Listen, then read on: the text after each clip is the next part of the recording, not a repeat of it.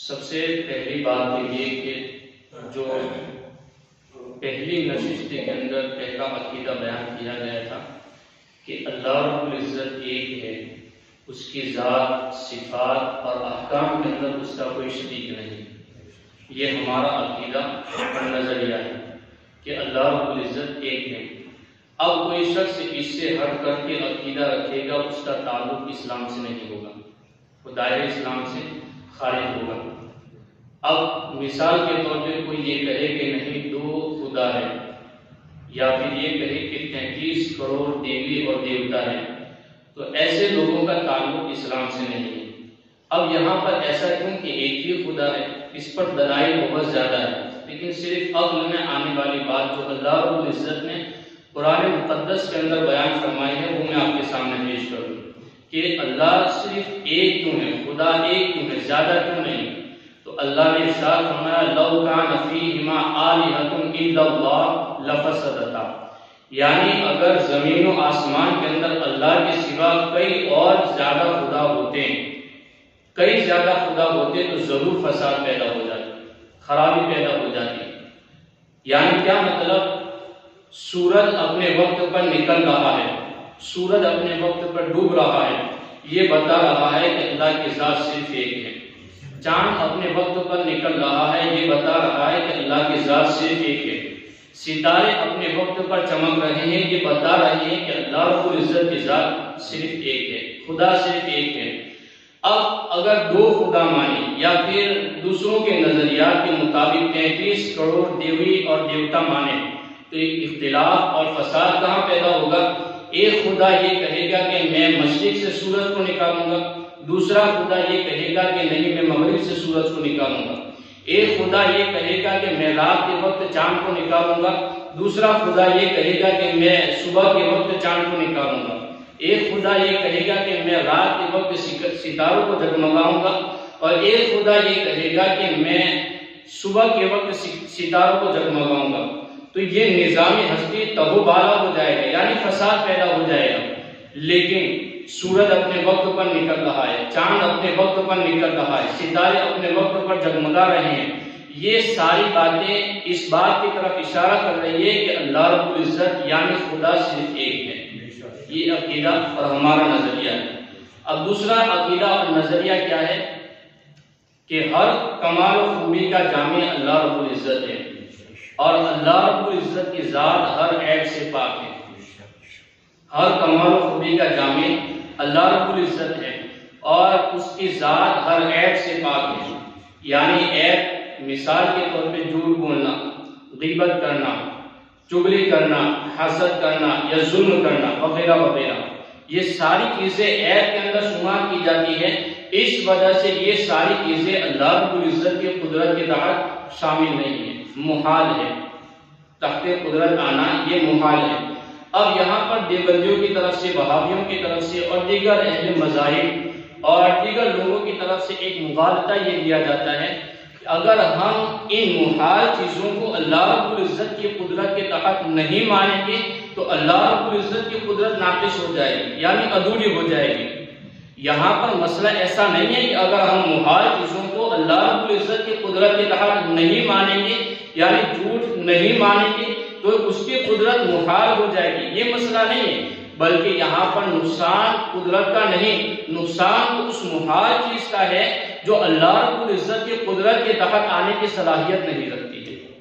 نقصان تو اس چیز کا ہے جو اس محال چیز کا ہے جو اللہ رب العزت کی قدرت کے تحت نہیں آنے کی صلاحیت رکھتی ہے. اب اسی مغالطے کو لے کر کے اسماعیل دہلوی نے اپنی کتاب کے اندر یہاں تک لکھ دیا کہ معاذ اللہ رب العالمین اللہ تعالیٰ جھوٹ بول سکتا ہے. معاذ اللہ، یہ ہمارا عقیدہ نہیں ہے، یہ ہمارا نظریہ نہیں ہے. اللہ رب العزت جھوٹ سے پاک ہے. کیوں؟ اس وجہ سے کہ یہ عیب ہے، اور عیب اللہ رب العزت کی ذات کے اندر شامل نہیں ہو سکتا، صفات کے اندر شامل نہیں ہو سکتا. یہ اب دوسرا یہاں پر مغالطہ یہ دیا جاتا ہے ملحدین کی طرف سے، ایتھیسٹ کی طرف سے. ایک اعتراض کے طور پہ ایک جملہ یہ کہا جاتا ہے کہ تمہارے نبی کی حدیث کے اندر ایک لفظ آیا ہے کہ اللہ رب العزت 70 ماؤں سے زیادہ اپنے بندوں سے محبت کرنے والا ہے. یہ لفظ آیا ہے. تو ملحدین کی طرف سے اعتراض یہ کیا جاتا ہے کہ جب اللہ رب العزت بندوں سے پیار کرنے والا ہے، محبت کرنے والا ہے، تو پھر سزائیں کیوں دیتا ہے؟ یا پھر دنیا کے اندر اس کی محبت کے ہوتے ہوئے قتل و غارت گری کا بازار کیوں گرم رہتا ہے؟ لوگ فساد کے اندر کیوں مبتلا رہتے ہیں؟ تو اس کا سیدھا سا اور سمپل سا جواب یہ ہے، سادہ سا جواب یہ ہے کہ جہاں اللہ رب العزت کی صفت رحمان اور رحیم ہونا ہے، یعنی مہربان ہونا اور رحم فرمانا ہے، وہی اس کی صفت یہ ہے کہ وہ مجرموں کے لیے شدید العقاب ہے، یعنی وہ مجرموں کو سزائیں دینے والا ہے، سخت سزا دینے والا ہے۔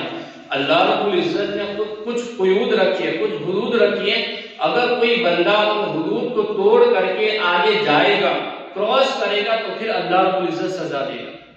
مثال کے طور پہ میں آپ کو سمجھاؤں، ایک ماں اپنے بچے کو لے کر کے ڈاکٹر کے پاس گئی، ڈاکٹر نے اسے دوائی دی، بیمار تھا، دوا حالانکہ کڑوی ہے، بچہ نہیں پینا چاہتا، لیکن ماں اسے گھول کر کے پلا دیتی ہے۔ کیا ایسے لمحے کے اندر کوئی یہ کہہ سکتا ہے کہ ماں نے اس پر ظلم کیا؟ کیا ماں کے بارے میں کوئی یہ کہہ سکتا ہے کہ معاذ اللہ رب العالمین یہ ماں اس کے بچے کے اوپر ظلم کر رہی؟ نہیں۔ کیوں؟ یہ ماں کا پیار ہے کہ بچے کو دوا پلا کر کے، اگرچہ وہ کڑوی ہے، وہ دوا پلا کر کے اسے ٹھیک کرنا چاہتی ہے۔ اسی طریقے سے بچے کو زکام اور نزلہ ہے، کھانسی سردی ہے، ڈاکٹر نے کہا اسے آئس کریم نہیں کھلانی ہے، لیکن ابھی ہاسپٹل سے باہر نکلے تھے، باہر آئس کریم والا کھڑا ہوا تھا، بچے نے ضد کر لی، لیکن ماں نے اسے آئس کریم نہیں دلوائی۔ کیوں؟ اس وجہ سے کہ اگر اس نے آئس کریم کھا لی تو اس کے زکام، نزلے اور کھانسی سردی کے اندر اضافہ ہو جائے گا، یعنی بہت زیادہ ہو جائے گی۔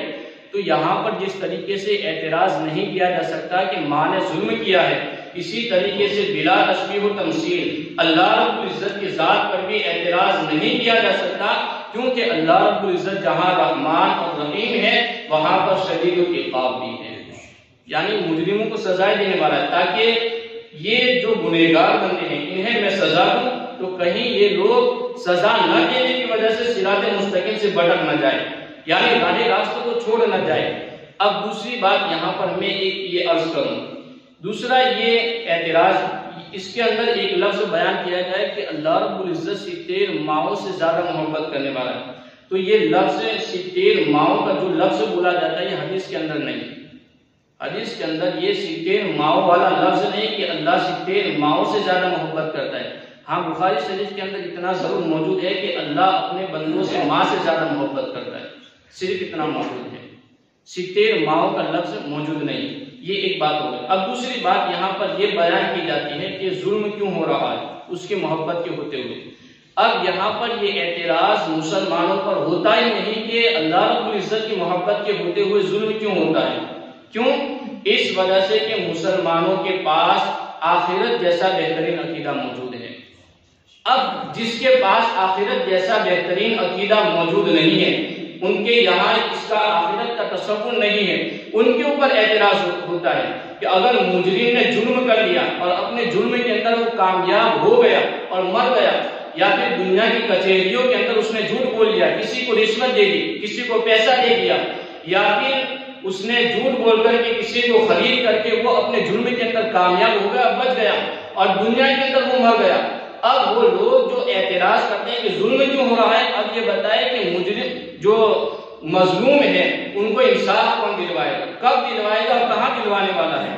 یہ جو مظلوم ہیں ان کو اجر کون دلوانے والا ہے، کب دلوائے گا اور کہاں دلوائے گا؟ لیکن مسلمانوں کے پاس بہترین عقیدہ آخرت موجود ہے، اگر مجرم دنیا میں جرم کرنے کے بعد کامیاب ہو بھی جائے تو اللہ رب العزت اس کے بارے میں ضرور انصاف فرمانے والا ہے، ضرور اس کا انصاف فرمانے والا ہے۔ اس پر میں ایک حدیث تجربہ بیان کر دوں آخری۔